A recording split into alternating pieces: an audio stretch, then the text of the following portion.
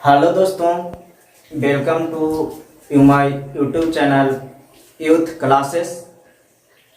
आज हम लोग क्लास 10th केमिस्ट्री के चैप्टर नंबर 2 का पार्ट 5 पढ़ेंगे।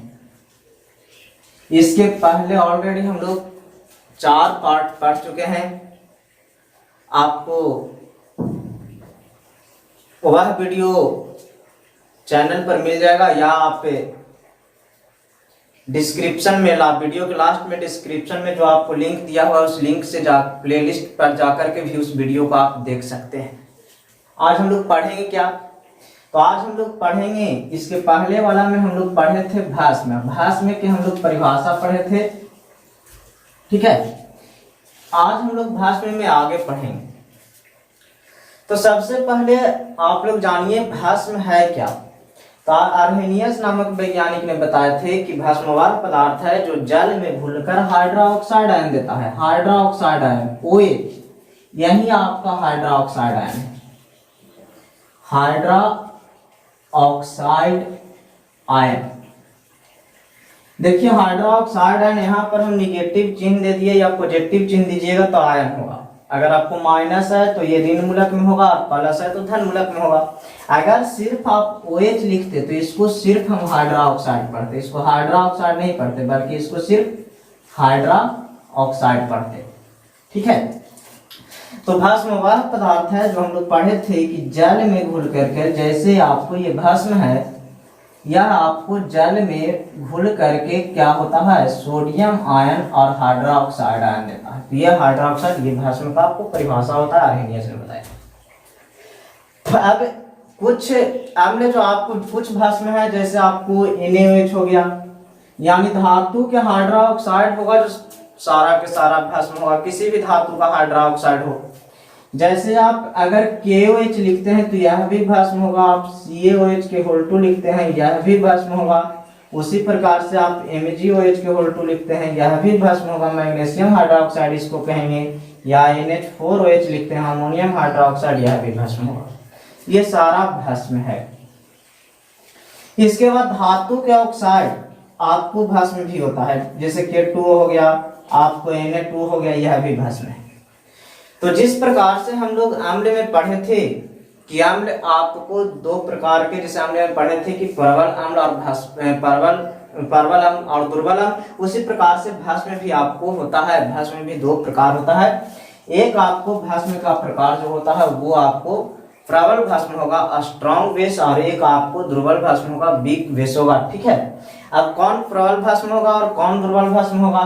तो अधिक क्रियाशील धातु के हाइड्रा ऑक्साइड, यहाँ पर देखिए क्या है, सोडियम अधिक क्रियाशील है, पोटेशियम अधिक क्रियाशील है, कैल्शियम अधिक क्रियाशील है, ये आपको प्रबल भस्म हो जाएगा। प्रबल भस्म यानी स्ट्रॉन्ग बेस इसको कहेंगे।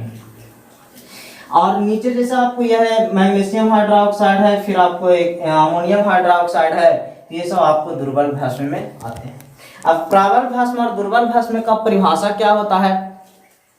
भस्म के प्रकार, भस्म के प्रकार, तो एक होता है प्रबल भस्म,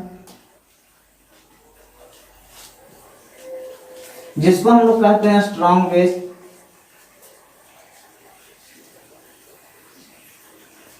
दूसरा होता है दुर्बल भस्म,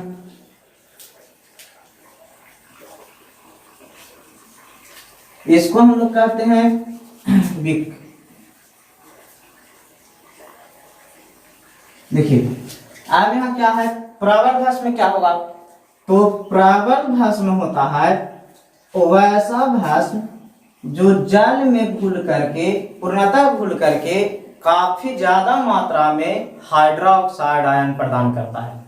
प्रबल भस्म में आप परिभाषा लिखना चाहते हैं तो इसको लिख सकते हैं, स्ट्रॉन्ग बेस वैसा भस्म जो जल में घुलकर काफी ज्यादा मात्रा में, यानी पूर्ण रूप से आयनित होकर काफी ज्यादा मात्रा में हाइड्रा ऑक्साइड आयन देता है, प्रबल भस्म कहलाता है।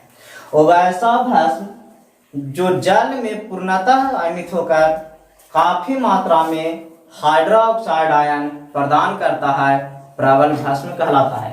प्रबल भस्म, अब प्रबल भस्म में कौन आएगा, तो NaOH आपको हो गया, आपको KOH हो गया, आपको COH के होल 2 हो गया। ये आपको क्या है, प्रबल भस्म है, जिसे इसको हम क्या कहेंगे, sodium hydroxide, potassium hydroxide, calcium hydroxide. अब क्वेश्चन रहता है यहाँ से ऑब्जेक्टिव क्वेश्चन कि इनमें से कौन स्ट्रॉन्ग बेस है, आपको ऑप्शन में रहेगा तीन में से कोई, ज्यादातर यही तीन में से रहेगा, तो ये तीन में से आपको कोई रहेगा उसको आप आंसर कीजिएगा, ठीक है। और ये जल में घुलकर क्या होता है, तो इसको जब जल में घोलिए, जल में ये घुल करके काफी ज्यादा मात्रा में हाइड्रोक्साइड आयन प्रदान करता है, यह पूर्णतः घुल जाता है, यही आपको प्रबल भस्म होता है। अब देखिए आपको क्या होता है, एक आपको दूसरा हम बताए दुर्बल भस्म।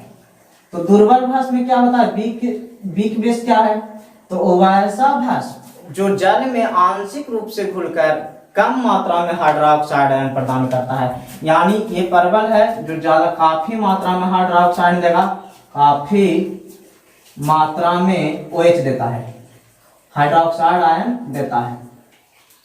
ये क्या है, ये कम मात्रा में OH हाइड्रोक्साइड आयन देता है, हाइड्रोक्साइड आयन देता है। ये जल में घुलकर काफी मात्रा में हाइड्रोक्साइड आयन देगा, ये जल में पूर्णतः घुलता है, ये जल में आंशिक रूप से घुलकर कम मात्रा में हाइड्रोक्साइड आयन देता है।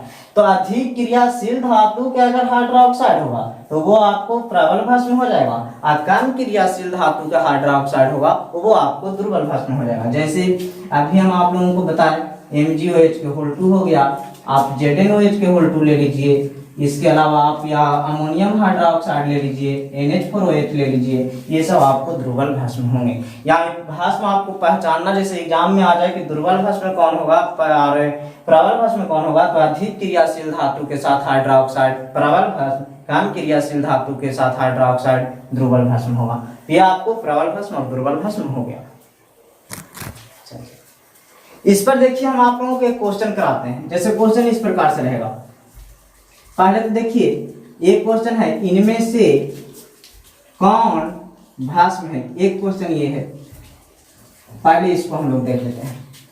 जैसे ऑप्शन में आपको देगा HCl, ऑप्शन में आपको दिया जाएगा CH3 COOH, ऑप्शन में आपको दिया जाएगा CaCO3, और ऑप्शन में आपको डी में दिया जाएगा, चलिए यहाँ पर लिखते हैं, ये आपको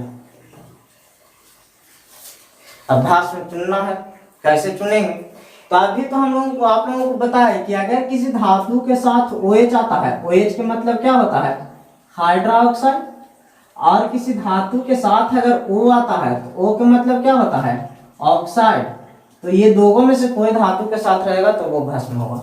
यहाँ देखिए इसमें OH है, नहीं है, इसमें OH है लेकिन यहाँ पर धातु नहीं है, धातु पहले होना चाहिए। यहाँ पर धातु है तो सिर्फ वो है, OH नहीं है, यहाँ धातु है और लास्ट में OH है, तो ये आंसर हो जाएगा।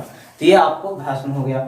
उसी प्रकार से दूसरा क्वेश्चन, एक क्वेश्चन आप देखते हैं। जैसे इसमें से आपको एक क्वेश्चन ये भी रहता है कि इनमें से कौन दुर्बल भस्म है, दुर्बल भस्म है। यहाँ पर आपको ऑप्शन ए में दिया जाएगा, जैसे आपको NaOH हो गया, बी में आपको हो गया KOH हो गया, सी में आपको हो गया NH4OH हो गया, और डी में हो गया आपको सभी, एक ऑप्शन भी रहेगा। तो अभी हम लोग पढ़े कि अधिक क्रियाशील धातु के हाइड्रोक्साइड प्रबल भस्म होता है, यानी स्ट्रॉन्ग बेस होता है। तो अधिक क्रियाशील में कम से कम 3 को तो जरूरी याद रखिएगा, सोडियम, पोटेशियम, कैल्शियम, ये 3 सबसे अधिक क्रियाशील होता है। तो यहाँ पर ये दोनों की ऑक्साइड है, यहाँ पर देखिए ये नहीं है, तो इसका आंसर ये हो जाएगा। तो ये आपको इस प्रकार से इससे ऑब्जेक्टिव क्वेश्चन रहता है। और 2 नंबर में क्वेश्चन आपको पूछेगा क्या, तो अम्ल भस्म का परिभाषा अर्हेनियस के अनुसार के गुण, भस्म के गुण हम लोग पढ़े।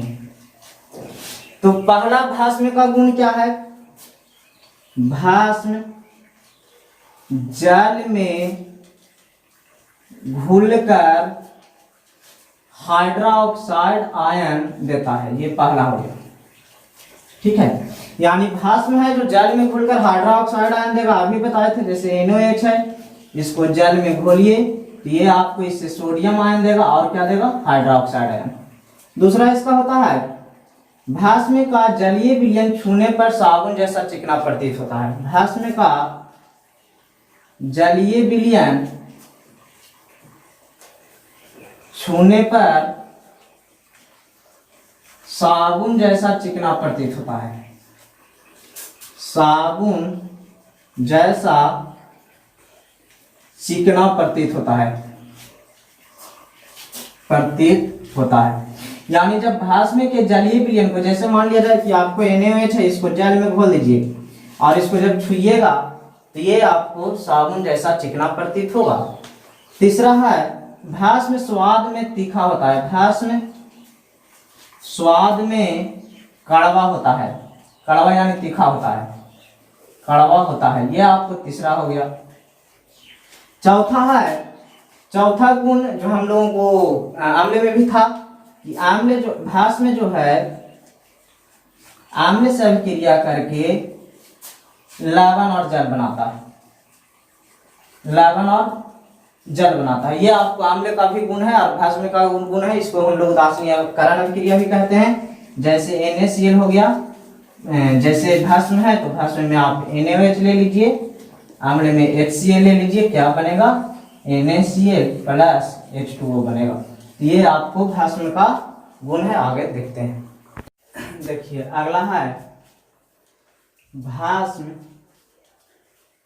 लाल लिटमस पत्र को नीला करता है। लाल लिटमस पत्र को नीला कर देता है, नीला कर देता है।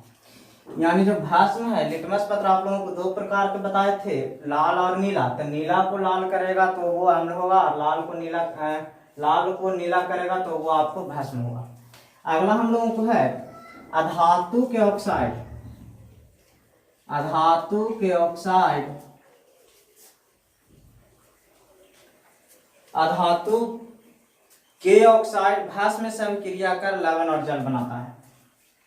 भस्म से अभिक्रिया कर लवण और जल बनाता है। लवण जल बनाता है। जैसे देखिए अधातु के ऑक्साइड, जैसे आपको CO2 हो गया, ये कार्बन है, कार्बन के साथ ऑक्सीजन, धातु के ऑक्साइड, इसको भस्म से अभिक्रिया कराइएगा तो ये भस्म से अभिक्रिया, जैसे मान लिया जाए कि इसको आप कैल्शियम हाइड्रोक्साइड भस्म से आप अभिक्रिया कराइए तो यहाँ पर आपको कैल्शियम कार्बोनेट बनता है, CaCO3 बनता है और प्लस जल बनता है। यानी धातु के ऑक्साइड है वो आपको भस्म से अभिक्रिया करके आपको क्या बनाता है? तो ये लवण और जल बनाता है। ये आपको भस्म के गुण था।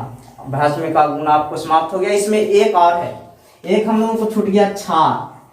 क्षार को क्या होता है? तो कहता है वैसा भस्म जो जल में घुलनशील होता है, वैसा भस्म जो जल में घुलनशील होता है क्षार कहलाता है। जल में घुलनशील होता है क्षार कहलाता है। क्षार कहलाता है।